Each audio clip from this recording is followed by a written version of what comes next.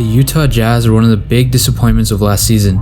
Between blowing a 3-1 lead to the Denver Nuggets and having constant turmoil in the locker room between Donovan Mitchell and Rudy Gobert, the Jazz are in much need of a refresher in the new season. In hopes of putting together a stronger season than last year, the Jazz front office has opened the free agency by signing Jordan Clarkson to a 4-year, $52 million contract after he proved his worth as a bona fide scorer off the bench. The reunion of Derek Favors with the Jazz was the next move they made and gave the power forward a 3-year non-guaranteed $30 million contract. These acquisitions answer some of the biggest question marks on this team. Clarkson will hopefully pick up where he left off last season as the Jazz's main scoring option off the bench, and Favors solidifies the backup center position, and combined with Clarkson, Joe Ingles, and Snyder's choice of either Georges Niang, Shaq Harrison, or Juwan Morgan makes the Jazz's bench a huge strength. With all those problems solved, there's still one huge problem the Jazz face that remains. Was Rudy Gobert worth signing to a Supermax contract? But before we get into that, if you're new here, welcome. My name's Combo, and I create NBA related content weekly. I am in fact a freshman in college, and with my winter break here, I will be creating as much content as I can. If you're into that type of thing, be sure to hit the subscribe button, and if you enjoyed the video, make sure to drop a like. But enough of that, let's discuss the Utah Jazz's biggest concern. Okay, so Rudy Gobert just re-signed with the Utah Jazz to a 5-year, $205 million contract. His contract starts off at $38 million for the first year, and the last year of his contract can earn upwards of $46 million. The Jazz inked this contract up right before the deadline for the new season, December 21st. This contract makes Gobert one of the highest paid players in the NBA, and I know the stat can turn some heads, and you aren't wrong too. I mean, being one of the top 5 paid players in the NBA comes with being able to prove your worth for that type of contract. If Gobert didn't accept his contract, Gobert would have become an unrestricted free agent by the end of the new season. Gobert said his goals have not changed since the day he joined the Utah Jazz in 2013. My goal is to win a championship here. It's been my goal since I got here, and it's still the same. I'm focused on the upcoming season, and I'm excited about the negotiation talk. That's why I have an agent, so I can focus on basketball and let him take care of that, said Gobert. It seems like the Jazz are in the same boat as well. Jazz executive vice president Dennis Lindsey has not wavered on his intentions of keeping Gobert in Utah for the long haul either. He said, "We love Rudy. We like for Rudy to be here for the duration of his career." So that's where both sides stand as of right now. But did the Utah Jazz make the right move as an organization? Do I think Rudy is worth the Supermax? To put it simply, no. The likes of superstars like Giannis, LeBron, AD, and Kawhi deserve Supermaxes, but with smaller market teams offering Supermaxes to their stars such as De'Aaron Fox and the Sacramento Kings, the Jazz have decided that Gobert was worthy of this type of contract.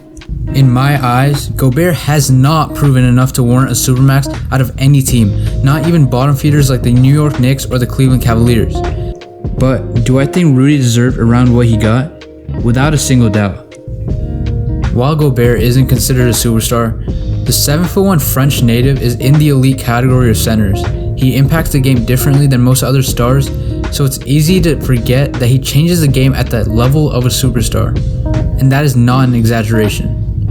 He's a top 15 impact player as measured by adding the 7 key impact metrics: PIPM, Raptor WAR, win shares, RPM, VORP, and total points added. Only 6 other players in the entire league were unanimously top 15 in all those metrics, and those 6 guys all led the MVP candidacy boards this year. This list includes Giannis Antetokounmpo, LeBron James, James Harden, Kawhi Leonard, Nikola Jokic, and Luka Doncic. With one exception, those are the top 5 finishers in the 2019-2020 MVP vote, while Jokic was 9th, and Gobert, well, he didn't even get voted on a single ballot. While it's true his offensive impact is not up to par to any of those players I just listed, but if we valued defensive impact as much as we valued guys who alter games with the balls in their hands, there's no doubt in my mind Gobert, while maybe not a top 3 MVP candidate, would be part of the discussion every year. I mean, there's a reason why NBA Twitter uses Gobert as a way to differentiate a casual fan from a seasoned fan. Gobert won't be making House of Highlights every night, or even SportsCenter for that matter, but the impact Gobert has on the Utah Jazz winning, and how he's utilized on both sides of the floor, makes him one of the most schemed against players in the NBA, just because of his towering presence on defense and his special pick and roll ability. And while there's no doubt Gobert's defensive game is much more desired than his offensive game, that doesn't make him a slouch on offense.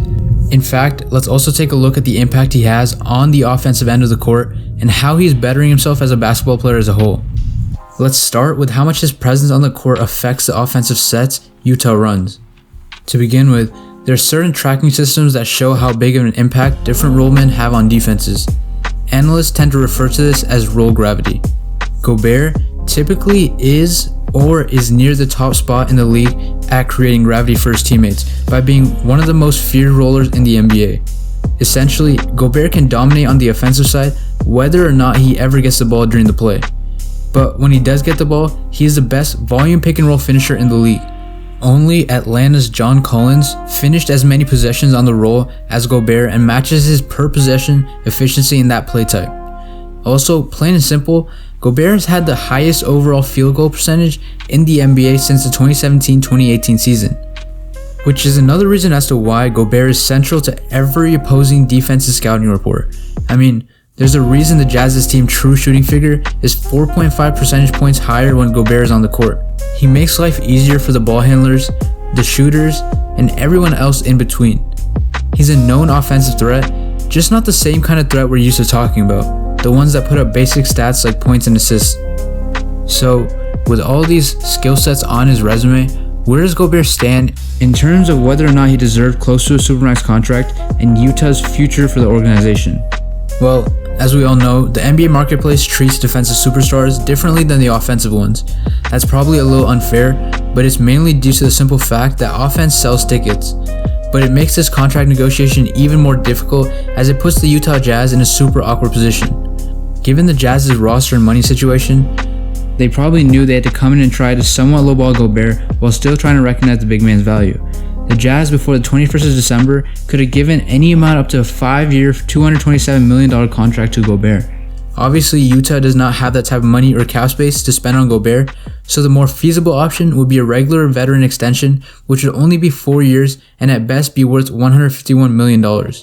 But as we know now, Gobert wasn't ready to lose out on much money to sign with Utah, and Gobert even denied the Jazz when offered a regular max. And on the other side of things, a different team with cap space could offer him up to a 4-year, $144 million contract during the free agency, so the Jazz would have to compete with that number in order to keep Gobert. This is also dependent on which teams will have the cash available under cap space to offer Gobert this type of contract. As of right now, there's maybe 6 teams that are predicted to have that cap space to sign a player to a max contract. And looking at the 2021 free agency, a lot of the superstars like Giannis, Paul George, and Kawhi have already signed their long extensions, so Gobert could potentially be a top 3 free agent in the coming year.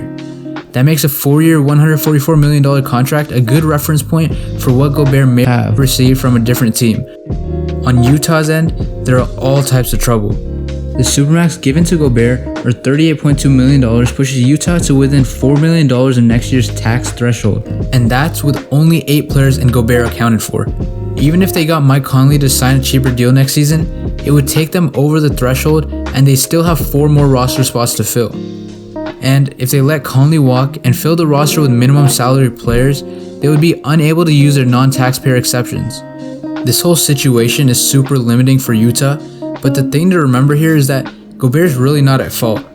He earned the right to negotiate all the way up to a $39.2 million contract by being an all-league star and a repeat Defensive Player of the Year winner in the past.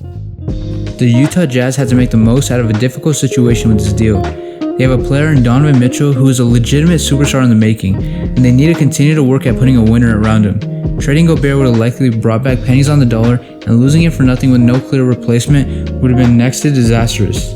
Considering the predicament the Jazz found themselves in, paying dearly to keep Gobert in Utah was necessary.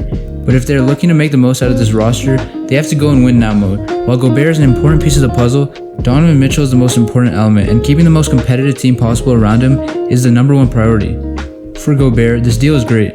His defensive brilliance has translated into one of the biggest contracts the NBA has ever seen, and he only had to give back a few dollars of the maximum he could have gotten.